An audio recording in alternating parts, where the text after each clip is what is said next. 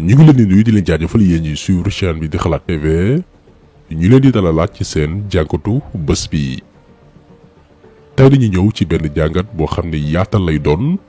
ndax abordé woon nañ ko lu yàggul ci période campagne électorale bi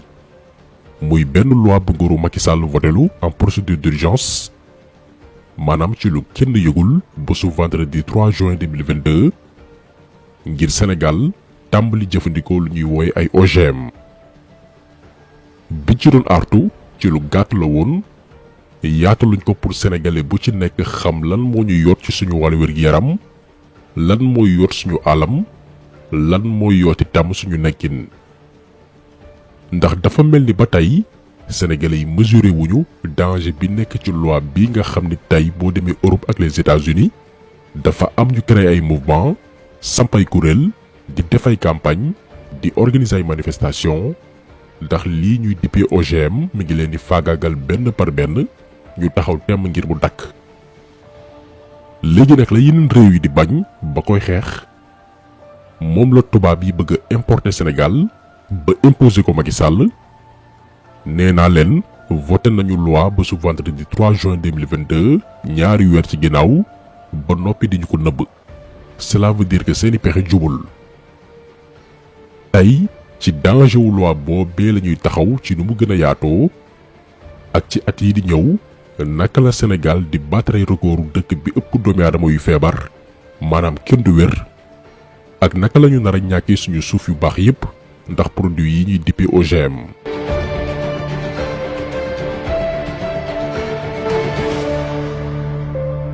dañuy taxaw d'abord ci lan mooy OGM lu muy tekki ak naka lay fonctionner. OGM mi ngi signifier organisme génétiquement modifié umpalewu leen ni mbooleem di yàlla bind doomi aadama rabu àll luy naaw mbaa luy féey ba ci garab yi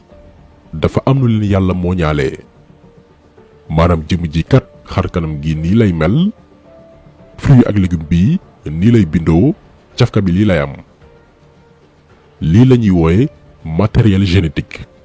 mooy li yàlla programmé ci mbooleem lu mu sàkk muy lu naturel lu dara raxul léegi nag ci ñooñee yàlla sàkk daf ci am kenn koo xamante ni moo ci gën a sopp muy doomi aadama moom alaa kulli haal nee na moom du yem fi ñu ko yamloo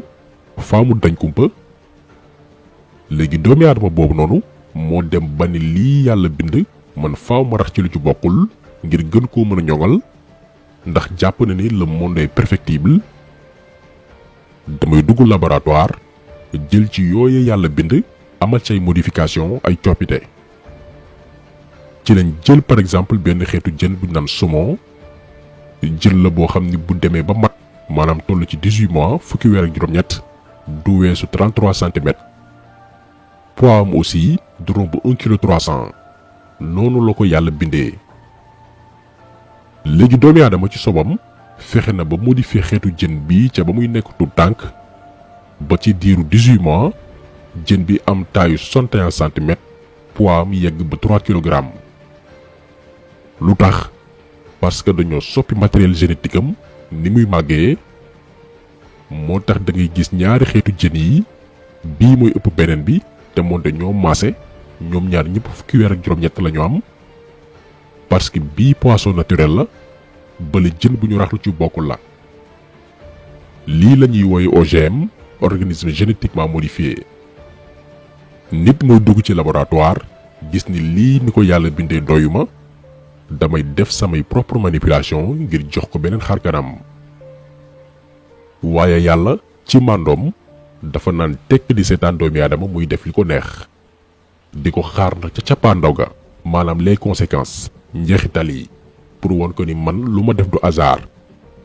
te daañ ci ñëw ak ay exemple ci vidéo bi maanaam lan moo tax doomi aadama war a maandu ci biir yàlla ak ñàkk cee maandu lu mu ko mën a jural. donc doomi aadama moo dem ba ni nag léegi du ma yem ci mala yeeg yeneen xeet yi fruits ak légumes yi ñuy consommer war nañ koy itam modifier ngir mbay mi gën a gaaw waaye itam ñu wàññi coono gi ñuy daj ngir sàmm li nga xam ne ñu koy ji ci biir suuf si ci la ay entreprise tàmbali créer ay xeetu produit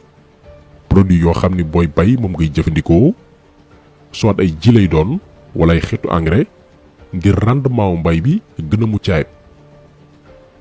genre fruits yi ak légumes yi booy xool mooy gën a rëy gën a taaru ci bët waaye xamal ni fruits ak légumes boobee dañoo modifier genam maanaam dañoo soppi ni ko yàlla mooñaalee mën nga ko consommer yaakaar ni yaa ngi dund fekk produit yi amul benn vitamine benn meññeenteef ci sa yaram au contraire daf lay lor daañ ci ñëw après.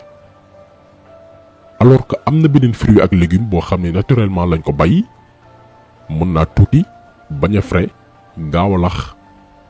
fekk li ci nekk ci ay apport nutritionnel njariñ bi muy def sa yaram foo ko natt weesu na ko parce que amul dara lu ko rax ay produits naturels la fa yàlla. boo demee ci réew yi nga xam ne ñoom pare nañ ci côté yépp par exemple ay États-Unis Canada Europe supermarché boo dugg di jënd fruits ak légumes dañuy ber produits yi dafa am benn partie boo xam ne ay produits bio la yu naturel am beneen partie boo xam ne ay produits OGM la fruits ak légumes yoo xam ne dañ leen modifier soppi leen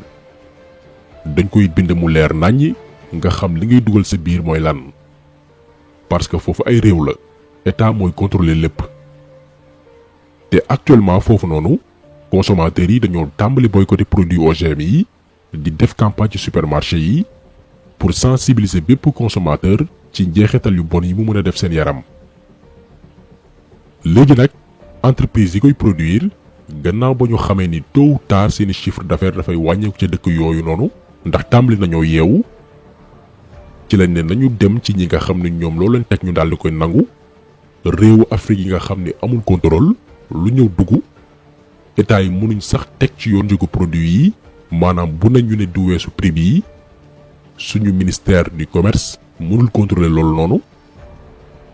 léegi nag ku mënul contrôler sa marché naka ngay caytoo yan produit ñooy OGM ak yan ñoo ko doonul maanaam ak loi bii ñu voté dañoo ubbi marché bi te parewuñu noppeeguñu dañoo jël sénégalais yi exposé leen ci danger boo xamante ni ci conséquences yi la ñuy ñëw.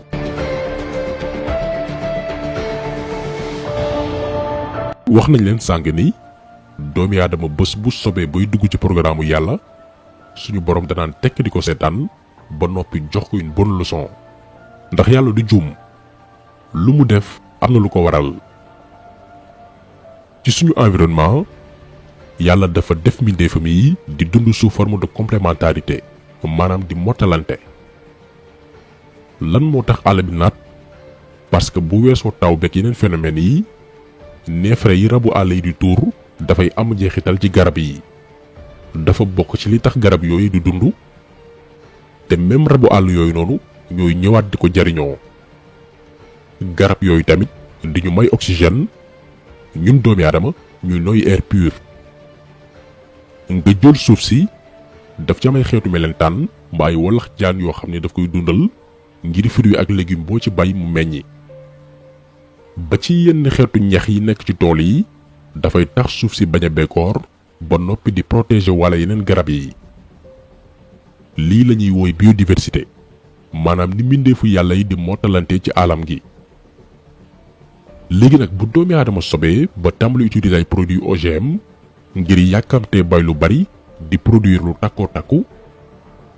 produits OGM yooyu dafay rey mboolem li doon dundal environnement bi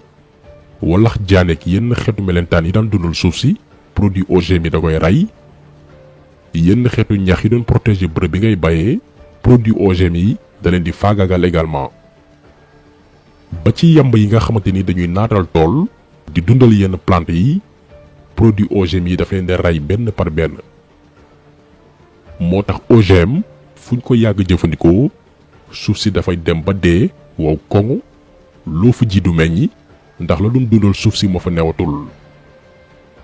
maanaam ay produits la yoo xamante ni dafay menacer la biodiversité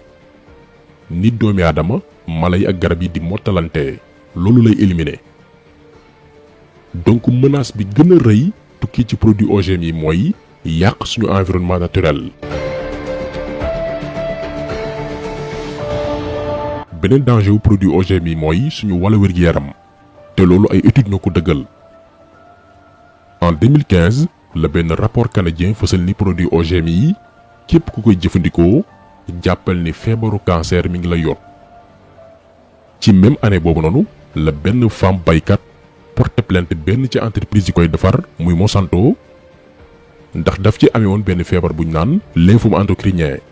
benn xeetu cancer la buy atteindre deretu doomi aadama. leneen la ñu nemmeeku ci ñi yàgg jëfandikoo ay produits OGM mooy dañuy am ay problème mu reesal la ñuy lekk. par exemple looy gën a jëfandikoo produit yi mu yàq sa foie di la indil ay problème digestion. beneen mbir itam bu ñu nemmeeku ci OGM yi te moo gën a graaw mooy même effet yi muy def ci suuf si maanaam lu mu fa fekk ci lu koy aar daal di koy faagagal noonu itam lay def ci yaramu doomi aadama. ku ne xam ne ni suñu biir yaram dafa am ay soldats yu xeex ak mboolem virus mbaa lu bokkul ci ñun bu ñu duggee. looloo tax bés bu nekk ñuy lekk yenn xeetu microbe yi waaye dara duñu dal soldats yooyee nekk suñu biir yaram moo koy def moo ñuy aar. OGM yi nag ci nuñ ko mooñee dafa am ay gènes de résistance ay xeetu soldats yoo xam ni dafay gàllankoor lépp lu ko bëgg a xañ jàmm donc à force nga koy consommer sa yaram dootul mën a résister yenn attaques yi koy songu bés bu yàlla sàkk. noonee nag ngay dem ba doon ko xiibon ñaar-ñetti fan nga feebar doo xam lu ko waral parce que sa yaram moo dem ba lompoñ ndax produit OGM yi ngay jëfandikoo. dafay dem sax bay attaqué walax jaanu góor yi koy permettre muy sëy di am doom di dal ci kaw buti di njurukaay ku jigéen ki tey tax muy concevoir mën a ëmb di jur.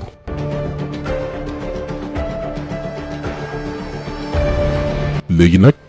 genre produit yi nga xam ne yeneen réew yi sax tàmbali nañ di ko boycotté ndax xam conséquences yi ñu nekk bañ na ko ba Sénégal le 8 juillet 2009 jamono Maître Wade dañoo voté woon benn loi ngir bu kenn dugal yi la xeetu produit suñu réew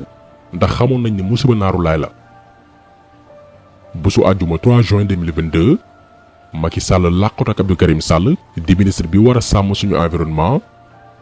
bu ngeen fàttalikoo mooy ki sàccoon suñu gazelle oryx yi dibi ko warax ko ci benn ngoon juste pour wàlle ni ñii ñoo raw ay vampire ñu daldi abrogé maanaam dàq loi 2009 bi doon aaye OGM yi ne léegi Sénégal dafay tàmbali utiliser yi les genre produits yi. amul débat yëgaluñu waajuluñ population sénégalaise bi xamal leen lii mooy lan ku ne joxe ci sa xalaat mu doon un débat national bu sérieux. Macky Sall moo toog ci ruqam parce que société étrangère yi defar produit OGM yaa ko teg pression ndax seeni mbir doxatul en Europe ak les États-Unis léegi ñu bëgg a daw làq ñun suñu réew yi Afrique Macky Sall bokk ci président africain yi ko njëkk nangu. kon premier noonu Sénégal mooy Macky Sall yàgg nañ ko wax te lii da koy dellu dëggal. Macky Sall bëggul Sénégal dafa mel ni ku ñu yebal pour mu mettital ñu ba ñu dee. léegi nag ñett moo am soit xeex ngir ñu bañ a appliquer loi bi wala ñu nangu te xam ne kenn dootul wér ci réew mi wala ku ne booy jënd kër nga génn Dakar dem ci yeneen région yi wuti terrain wu 500 mètres carrés yoo xamante nii fii da nga koy tabax dëkk fii nga fay bay ay légumes ak fruits yoo xam ne di nga ko mën a dundee yow ak sa njaboot pour mën a sàmm seen wér-gi-yaram parce que fii lañ nar a jëm ku bëgg a sàmm sa wér-gi-yaram ngay produiral sa bopp li ngay dundee ndax le nouvel ordre mondial dafa ñëw pour menacer l'humanité faagaagal dundinu doomi aadama te Macky Sall ci taaliba dajaal yooyu noonu la bokk seytaane lay tarbiyu moo tax xeex ko ci jaamu yàlla la bokk bés bu nañu répété ko. ku tax sel bi tey loolu la woon ñu ngi leen di gërëm di leen jaajëfal di leen di rajo incha allah beneen yoon ci beneen jàngat jaa ngeen jëf.